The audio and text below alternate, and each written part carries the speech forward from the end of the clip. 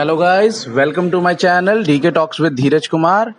आज हम आपको सिखाने जा रहे हैं केवी एडमिशन फॉर्म कैसे भरना है। आपको इस साल से केवी एडमिशन के फॉर्म चेंज हुए हैं, तो हम आपको नया प्रोसेस बता रहे हैं। बहुत ही इजी प्रोसेस है, आप घर बैठे फॉर्म भर सकते हैं। इसके लिए सिर्फ आपको दो चीज़ों की ज़रूरत है, एक बच्चे की फ़ोटो और एक बर्थ का कोई भी डेट ऑफ बर्थ का प्रूफ। तो चलिए शुरू करते हैं। सबसे पहले आपको गूगल खोल लेना है। गूगल का ब्राउज़र खोलिए।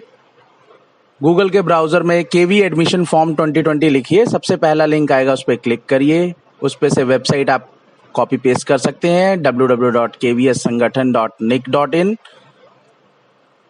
देखिए हमने वेबसाइट खोल ली है। सबसे ऊपर ये आपको फ्लोट करता हुआ दिख जाएगा केवी ऑनलाइन फॉर्म। वैसे मैंने लिंक आपने डिस्क्रिप्शन में डाल दिया है, आप वहां से भी डायरेक्ट लिंक से खोल सकते हैं। ने फॉर्म खोल लिया है। इसको ड्रॉप डाउन में सबसे नीचे जाके चेक मार्क करेंगे और प्रोसीड करेंगे। प्रोसीड करने के बाद बच्चे का नाम लिखेंगे, फर्स्ट नेम जो आपके डॉक्यूमेंट में हो वही नाम लिखिए, स्पेलिंग मिस्टेक मत करिएगा। अगर बच्चा हैंडीकैप है तो आप यस करिए, अगर बिल्कुल सही है, फिजिकली फिट है तो नो कर दीजिए। फिर बच्चे की डेट ऑफ बर्थ लिखिए। उसके बाद में आपको ये चूज करना है कि अगर आप किस कैटेगरी में आते हैं। देखिए एडमिशन किस कैटेगरी में करना है। अगर आप केवी के वर्किंग एम्प्लॉय हैं तो उसमें ले सकते हैं, या बच्चे के दादा या दादी कोई भी हो केवी के एम्प्लॉय तो वो भर सकते हैं, वरना नॉट एप्लीकेबल कर देंगे। यहाँ पे आप अपनी ईमेल आईडी मेंशन करिए। इंश्योर करिए ये ईमेल आईडी आपकी वर्क कर रही हो, क्योंकि इसी पे आपको नोटिफिकेशंस आएंगे। हमने ईमेल आईडी डाल दिया है। उसके बाद में हम मोबाइल नंबर डालेंगे। मोबाइल नंबर डाल के उसके बाद में आपको कैप्चा कोड डाल देना है।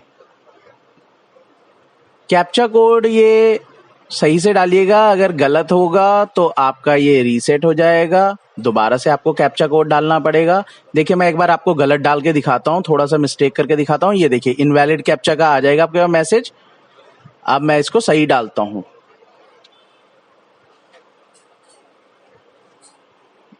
ये मैंने कैप्चा कोड डाल दिया और रजिस्टर पे क्लिक कर दिया है। आपके फोन पे ओटीपी आ जाएगा, उस ओटीपी को आप यहाँ पे एंटर कर दीजिए। ओटीपी आने में कुछ टाइम लग सकता है, 1-2 मिनट का टाइम लग सकता है, तो आप इंश्योर करिए कि पेज रिफ्रेश ना करें। आपको वेट करना पड़ेगा। वो ओटीपी 15 मिनट के लिए वैलिड रहता है। ये देखिए मैंने ओटीपी आ गया है मेरे फोन पे। इसके बाद में मैं कैप्चा कोड डाल रहा हूँ। कैप्चा कोड डाल दिया है तो कुछ इस तरह से विंडो आ जाएगी। आप इसको रजिस्ट्रेशन डिटेल को आप कॉपी करके रख लीजिए, क्योंकि ये आपको फ्यूचर में भी काम आएगी और अभी फॉर्म भरने में भी आपको काम आएगी। तो मैंने नोटपैड पे इसको रख लिया है। तो हम यहाँ से रजिस्ट्रेशन कोड जो लॉगिन कोड होगा उसको कॉपी कर लेंगे और ये रेड वाले पे क्लिक कर देंगे। हम क्लिक कर दिया हमने, यहाँ पे लॉगिन कोड डाल दिया, बच्चे की डेट ऑफ बर्थ डाल दी। या तो आप कॉपी कर दीजिए वहीं से नोटपैड से, या आप खुद से लिख भी सकते हैं उस चीज को। ये हमने लिख दिया है। अब हम इसके बाद मोबाइल नंबर डाल देंगे अपना, सेम जो डाला था हमने। यहाँ पे फिर से कैप्चा कोड। इसके बाद में लॉगिन पे क्लिक कर देंगे। फिर विंडो कुछ इस तरीके से खुल के आ जाएगी। इसके बाद में सबसे पहला सेक्शन आपको जेंडर लिखना है बच्चे का। मेल है तो मेल, फीमेल है तो फीमेल।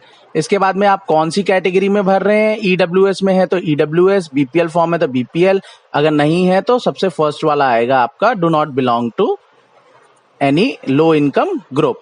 यहाँ पे जो भी अगर आपकी कास्ट है तो वो सेलेक्ट करिए। जनरल है तो जनरल, बच्चे का ब्लड ग्रुप लिखना है। उसके बाद में नेक्स्ट। उसके बाद में मदर की डिटेल, मदर का सैल्यूटेशन लिखना है आपको, टाइटल क्या है। उसके बाद में नाम, डॉक्यूमेंट में बिल्कुल सही नाम होना चाहिए, वही स्पेलिंग लिखिएगा। फादर की यहाँ पे लिखनी है राइट हैंड साइड में। ये ध्यान देना है कि लेफ्ट हैंड साइड मदर की डिटेल है and right hand side father की डिटेल है। ये सब कुछ कर लिया हमने। सिमिलरली हमें एड्रेस भी भर लेना है फादर मदर का। अगर सेम एड्रेस है, किसी किसी का सिनेरियो होता है कि फादर मदर अलग रह रहे हैं तो आप डिफरेंट एड्रेस भर सकते हैं, अदरवाइज आप सेम एड्रेस दोनों में भरेंगे। और हम एड्रेस भर रहे हैं। बहुत इजी फॉर्म है, इसमें कोई ऐसा नहीं है कि इस फॉर्म के लिए किसी की मदद की जरूरत है। बड़े आराम से ये फॉर्म आप भर सकते हैं।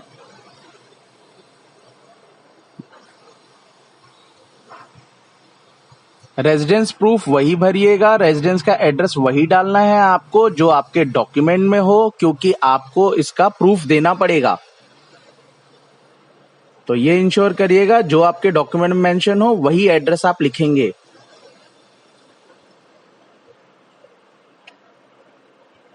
ये हमने कर लिया है। उसके बाद में पिन कोड विन कोड डाल लिया है। इसके बाद आप अपना mobile number, email ID different है तो डिफरेंट कर दीजिए, अगर सेम है तो सेम डाल दीजिए।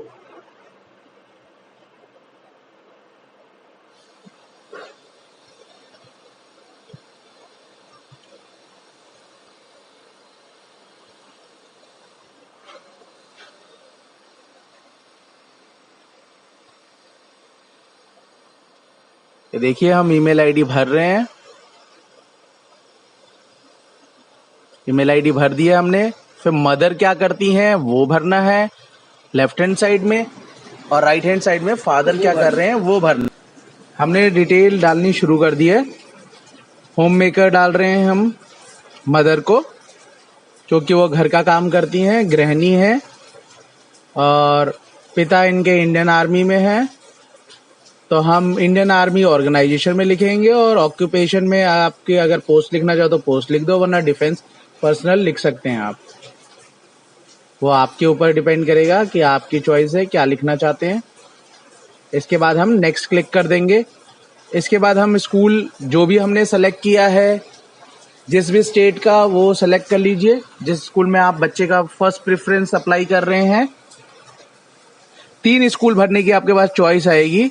मैं आपको एक भर के दिखा रहा हूं, उसी तरह सिमिलरली आपको तीनों स्कूल सेलेक्ट करके पूरी डिटेल भर देनी है। अगर स्कूल 5 किलोमीटर के अंदर है आपके डिस्टेंस से तो आप फर्स्ट पे क्लिक करेंगे, वरना सेकंड पे क्लिक करेंगे। यहाँ पे आपको अगर कोई हेल्प की जरूरत है तो आप यहाँ पे लिख यस कर सकते हैं, अदरवाइज आप नो करके क्लिक कर सकते हैं। मैं आपको यस करके दिखाता हूँ। उसमें बहुत सारी कैटेगरी आएगी, क्योंकि सेंट्रल गवर्नमेंट एम्प्लॉयज के लिए आप जो भी है कर सकते हैं। इसमें आप अगर सर्विसमैन है, एक्स सर्विसमैन है, जो भी आपकी कैटेगरी फिट होती है, यहाँ पे ये आर्मी पर्सनल है तो फर्स्ट कैटेगरी इनकी फिट होएगी, तो हम फर्स्ट कैटेगरी सेलेक्ट करेंगे। ठीक है, मैं आपको दिखा रहा हूँ कि क्या क्या कैटेगरी दिखेगी आपको। हमने फर्स्ट सेलेक्ट कर लिया, देख लीजिए, आप पढ़ सकते हैं। फर्स्ट सेलेक्ट कर लिया, यस ले लिया हमने डिटेल में। एम्प्लॉयर का नाम हमें चूज फ्रॉम द एम्प्लॉयर, किसने एम्प्लॉय करा हुआ है, तो यहाँ पे हम इंडियन आर्मी सेलेक्ट करेंगे। देखिए इतनी सारी लिस्ट है, बहुत लंबी लिस्ट है, तो आप जिसमें भी एम्प्लॉयड हैं वो सेलेक्ट करिए करेक्ट तरीके से। इंडियन आर्मी हमने ढूंढ लिया है, और यहाँ पे सर्विंग। अगर पिता है या दादा दादी हैं, जो भी है, नाना नानी है या माँ है, वो यहाँ पे सेलेक्ट कर लेंगे। फादर मदर कोई भी, सबको प्रायोरिटी मिलती है। ठीक है जी, ये सेलेक्ट करिए। तो फादर हमने सेलेक्ट कर लिया है। इनका ट्रांसफर लास्ट 7 सालों में कहाँ कहाँ हुआ है, तो हम वो सेलेक्ट करेंगे, डिटेल फिल करेंगे वो। चलिए मैं आपको एक डिटेल फिल करके दिखाता हूँ। हम ये इन्फॉर्मेशन भर रहे हैं, थोड़ा सा इसमें समय लगेगा क्योंकि ये इन्फॉर्मेशन थोड़ी डीप है, तो इसमें समय लगेगा ही लगेगा।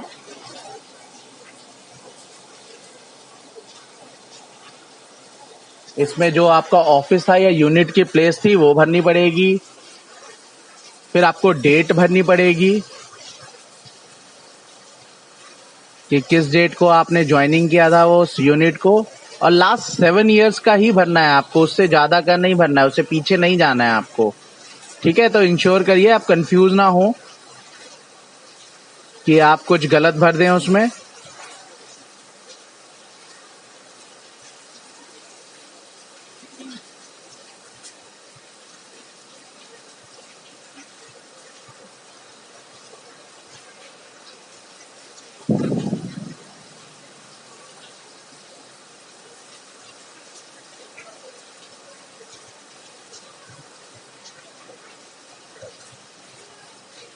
ये 2012 से वहां पे पोस्टेड थे, तो इनको डेट ऑफ ज्वाइनिंग 2012 ही सेलेक्ट करना पड़ेगा, क्योंकि वो ऑलरेडी वहां पे पोस्टेड थे।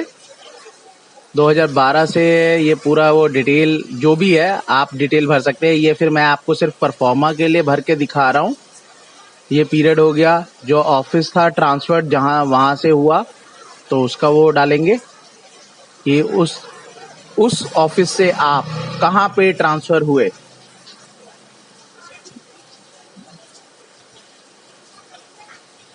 कितनी दूरी थी दोनों ऑफिस के बीच में, वो आपको किलोमीटर्स में लिख देनी है। ऑर्डर नंबर है तो ऑर्डर नंबर लिख दीजिए, वरना आप 1 लिख के बाईपास कर सकते हैं इसको। फिर ऐड रो कर दीजिए, जितने भी हों वो ऐड करते जाएंगे आप। ये पूरा ही आपको हर फॉर्म में आपको ये डिटेल्स भरनी पड़ेगी। जब आप सेकंड विद्यालय सेलेक्ट करेंगे, थर्ड प्रायोरिटी विद्यालय सेलेक्ट करेंगे, तो ये सारी इंफॉर्मेशन, सेम इंफॉर्मेशन आपको वहां पे भी भरनी है। ये इंश्योर करिएगा कि कोई भी मिसमैच ना हो, बिल्कुल सही हो डिटेल, क्योंकि इसका आपसे वो प्रूफ मांगेंगे, तो ये आपको भरना करेक्टली है। और 20 किलोमीटर से कम हुआ तो आप ना ही इसको भरें, क्योंकि आपको कोई बेनिफिट नहीं मिलेगा। और 6 महीने का पीरियड होना चाहिए एटलीस्ट वहां पे स्टे का, तभी उसको काउंट किया जाता है पोस्टिंग में। ये हम सारी डिटेलें भर रहे हैं, जो भी है यहाँ पे डिटेल। 2016 से कब पोस्ट होके आए, ये चीज है। रिलीज कब हुए, ये चीज डिटेल पूरी भरनी है आपको। अब हम भर रहे हैं इसको, डिटेल को भर के पूरा का पूरा ईयर बिल्कुल सही भरना है। ईयर में यहां से हम आए हैं, वर्किंग है तो छोड़ देंगे। और ये ध्यान रखना है आपको, क्रोनोलॉजिकल ऑर्डर में होना चाहिए, यानी डेट वाइज ईयर वाइज बिल्कुल करेक्ट होना चाहिए। ऊपर नीचे नहीं भरेंगे आप, जैसे जैसे आपकी पोस्टिंग हुई है उसी हिसाब से करेंगे आप। जितना डिस्टेंस था इसका भी हम भरेंगे।